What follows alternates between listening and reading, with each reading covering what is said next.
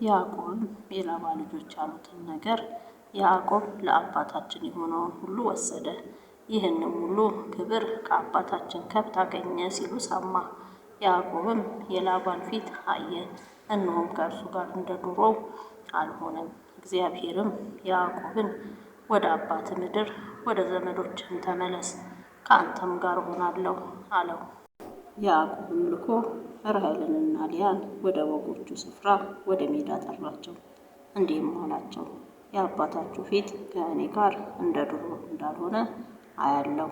ነገር ግን የአባቴ አምላክ ከእኔ ጋር ነው።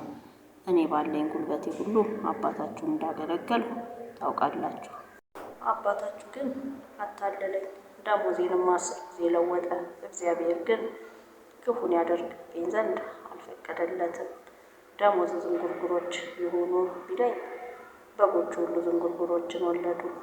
ሽመልመሌ መሳዮች ደመወዝ ይሁኑ ሲለኝ በጎቹ ሁሉ ሽመልመሌ መሳዮችን ወለዱ። እግዚአብሔርም የአባታችሁን በጎች ሁሉ ነስቶ ለእኔ ሰጠኝ። እንዲህም ሆነ፣ በጎች በጎመጁ ጊዜ ዓይኔን አንስቼ በሕልም አየሁ። እነሆም በበጎችና በፍየሎች ላይ የሚንጠለጠሉት የበጎችና የፍየሎች አውራዎች ሽመልመሌ መሳዮችና ዝንጉርጉሮች ነቁጥ ያለባቸውም ነበሩ። የእግዚአብሔርን መልአክ በሕልም ያዕቆብ ሆይ አለኝ። እኔም እነሆኝ አልሁት። እንዲህም አለኝ፣ ዓይንህን አቅንተህ እይ። በበጎችና በፍየሎች ላይ የሚንጠለጠሉት የበጎችና የፍየሎች አውራዎች ሽመልመሌ መሳዮችና ዝንጉርጉሮች ነቁጥ ያለባቸውም ናቸው። ላባ በአንተ ላይ የሚያደርገውን ሁሉ አይቻለሁና ሐውልት የቀባህበት በዚያም ለእኔ ስእለት የተሳልክበት የቤቴል አምላክ እኔ ነኝ። አሁንም ተነስተህ ከዚህ አገር ውጣ፣ ወደ ተወለድክባትን ምድር ተመለስ።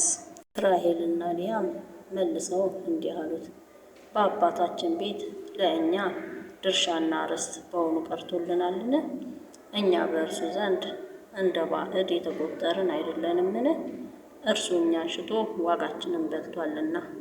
ስለዚህም እግዚአብሔር ከአባታችን የነሳውን ይህን ሁሉ ሀብት ለእኛና ለልጆቻችን ነው። አሁንም እግዚአብሔር ያለህን ሁሉ አድርግ። ያዕቆብም ተነሳ፣ ልጆቹንና ሚስቶቹንም በግመሎች ላይ አስቀመጠ። መንጎችንም ሁሉ የቤቱንም ዕቃ ሁሉ በሁለቱ ወንዞች መካከል ሳለ ያገኛቸውን ከብቶች ሁሉ ይዞ ወደ አባቱ ወደ ይስሐቅ ወደ ከነዓን ምድር ሄደ። ላባ ግን በጎቹን ለመሸለት ሄዶ ነበር። ራሔልም የአባቷን ተራፊም ሰረቀች። ያዕቆብም የሶርያውን ሰው ላባን ከድቶ ኮበለለ። መኮብለሉንም አልነገረውም። እርሱም ያለውን ሁሉ ይዞ ኮበለለ። ተነስቶም ወንዙን ተሻገረ። ፊቱንም ወደ ገለዓድ ተራራ አቀና። በሦስተኛውም ቀን የያዕቆብ መኮብለል ለላባ ተነገረው። ከወንድሞቹም ጋር ሆኖ የ7 ቀን መንገድ ያልተከተለው በገለዓድ ተራራም ላይ ደረሰበት። እግዚአብሔርም ወደ ሶርያው ሰው ወደ ላባ በሌሊትም መጥቶ ያዕቆብን በክፉ ነገር እንዳትናገረው ተጠንቀቅ አለው። ላባም ደረሰበት። ያዕቆብም ድንኳኑን በተራራው ተክሎ ነበር። ላባም ከወንድሞቹ ጋር በገለዓድ ተራራ ድንኳኑን ተከለ። ላባም ያዕቆብን አለው፣ ለምን እንዲህ አደረግህ? ከእኔ ከርተህ ኮበለልህ። ልጆቼንም በሰይፍ እንደተማረኩ አይነት ነዳሃቸው። ስለምን በስውር ሸሸህ? ከእኔም ከርተህ ስለምን ኮበለልህ? በደስታና በዘፈን በከበሮና በበገና እንድሰድህ ለምን አልነገርከኝም? ወንዶቹንና ሴቶቹን ልጆቼን እንድስም ስለምን አልፈቀድክልኝም? ይህንን በስንፍና አደረግህ። ክፉ አደርግባችሁ ዘንድ ኃይል ነበረኝ። ነገር ግን የአባታችሁ አምላክ ትላንት ያዕቆብን በክፉ ነገር እንዳትናገረው ተጠንቀቅ ብሎ ነገረኝ። አሁንም የአባትህን ቤት ከናፈቅህ ሂድ፣ ነገር ግን አምላኮቼን ለምን ሰረቅህ? ያዕቆብም መለሰ፣ ላባንም እንዲህ አለው፣ ልጆችህን ከእኔ የምትቀማኝ ስለመሰለኝና ስለፈራሁ እናደረጉ። አምላኮችህን የምታገኝበት ሰው ግን እርሱ ይሙት። የአንተ የሆነውም በእኔ ዘንድ ይገኝ እንደሆነ በወንድሞቻችን ፊት ፈልግ፣ ለአንተም ውሰደው አለ። ራሔል እንደሰረቀቻቸው ያዕቆብ አያውቅም ነበርና።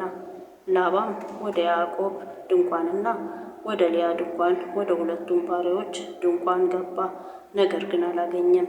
ከልያም ድንኳን ወጥቶ ወደ ራሔል ድንኳን ገባ።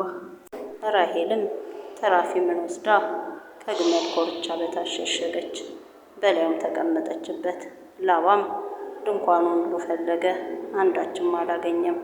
እርሷም አባቷን በፊት ለመቆም ስላልቻልሁ አትቆጣብኝ፣ በሴቶች የሚደርስ ግዳጅ ደርሶብኛልና አለችው። እርሱም ፈለገ፣ ነገር ግን ተራፊምን አላገኘም። ያዕቆብም ተቆጣ፣ ላባንም ወቀሰው። ያዕቆብም መለሰ፣ ላባንም እንዲህ አለው፣ የበደልኩ በደል ምንድር ነው? ኃጢአቴስ ምንድር ነው? ይህን ያህል ያሳደድከኝ? አሁንም ዕቃዬን ሁሉ በረበርህ፣ ከቤትስ ዕቃ ሁሉ ምን አገኘህ? እነርሱ በእኛ በሁለታችን መካከል ይፈርዱ ዘንድ በወንድሞቼና በወንድሞች ፊት አቅርበው።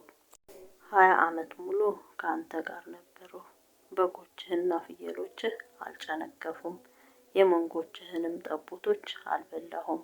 አውሬ የሰበረውን አላመጣሁልህም ነበር፣ እኔ ስለ እርሱ እከፍልህ ነበርሁ። በቀንም በሌሊትም የተሰረቀውን ከእጅ ትሻው ነበርህ። የቀን ሐሩር የሌሊት ቁር ይበላኝ ነበር፣ እንቅልፍም ከዓይኔ ጠፋ። እንዲሁ ከአንተ ቤት 20 ዓመት ነበርሁ። 14 ዓመት ስለ ሁለቱ ሴቶች ልጆችህ፣ 6 ዓመትም ስለ በጎችህ ተገዛሁልህ። ደሞዜንም 10 ጊዜ ለዋወጥከው። የአባቴ የአብርሃም አምላክ የይስሐቅም ፍርሃት ከእኔ ጋር ባይሆንስ ዛሬ ባዶ እጄን በሰደድከኝ ነበር። እግዚአብሔር መከራዬንና የእጆቼን ድካም አየ፣ ትናንትም ገሰጸህ። ላባም እንዲህ ብሎ ለያዕቆብ መለሰለት፣ ሴቶቹ ልጆች ልጆቼ ናቸው፣ ሕፃናቱም ሕፃናቴ ናቸው፣ መንጎቹም መንጎቼ ናቸው። የምታየውም ሁሉ የእኔ ነው። ዛሬም በእነዚህ በሴቶች ልጆቼና በወለዷቸው ልጆቻቸው ላይ ምን ላደርግ ይቻላል? አሁንና አንተና እኔ ቃል ኪዳን እንጋባ፣ በእኔና በአንተ መካከልም ምስክር ይሁን። ያዕቆብም ድንጋይ ወስዶ ሐውልት አቆመ። ያዕቆብም ወንድሞቹን ድንጋይ ሰብስቦ አላቸው።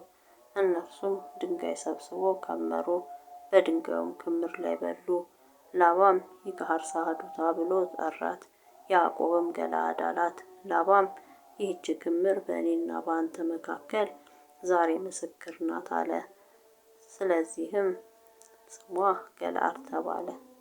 ደግሞም ምጽጳ ተባለ። እኛ በተለያየን ጊዜ እግዚአብሔር በእኔና በአንተ መካከል ሆኖ ይጠብቅ ብሏልና። ልጆችን ብትበድላቸው ወይም በላያቸው ሚስቶችን ብታገባባቸው ከእኛ ጋር ያለ ሰው የለም፣ እግዚአብሔር በእኔና በአንተ መካከል ምስክር ነው። ላባም ያዕቆብን አለው፣ በእኔና በአንተ መካከል እነሆ ይህች ክምር፣ እነሆም ያቆምኳት ሐውልት። እኔ ወደ አንተ ይህችን ክምር እንዳላልፍ፣ አንተም ለክፋት ወደ እኔ ይህችን ክምርና ይህችን ሐውልት እንዳታልፋት። ይህች ክምር ምስክር ናት፣ ይህችም ሐውልት ምስክር ናት። የአብርሃም አምላክ የናኮርም አምላክ የአባታቸውም አምላክ በእኛ መካከል ይፍረድ። ያዕቆብም በአባቱ በይስሐቅ ፍርሃት ማለ። ያዕቆብም በተራራው ላይ መሥዋዕትን ሰዋ፣ ወንድሞቹንም እንጀራ እንዲበሉ ጠራ። እነርሱም እንጀራን በሉ፣ በዚያም በተራራ አደሩ። ላባም ማልዶ ተነስቶ ወንዶቹንና ሴቶቹን ልጆቹን ሳመ፣ ባረካቸውም። ላባም ተመልሶ ወደ ስፍራው ሄደ።